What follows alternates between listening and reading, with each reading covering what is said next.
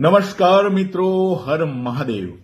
મહાવદ તેરસ મહાશિવરાત્રી આવી રહી છે. કહેવાય છે કે આ દિવસે જ સૃષ્ટિની ઉત્પત્તિ થઈ અને મહાદેવ જન્મ અને મૃત્યુના ચક્રથી ઉપર છે.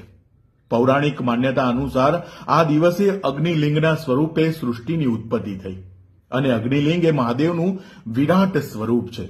ખગોળ વિજ્ઞાન કહે છે કે બ્લેક હોલ થિયરી. અને બાર શિવરાત્રીમાં આ મહાશિવરાત્રીનું મહત્વ અનેરું છે. મહાશિવરાત્રી વિશે ઘણું લખાયું છે અને કહેવાયું છે.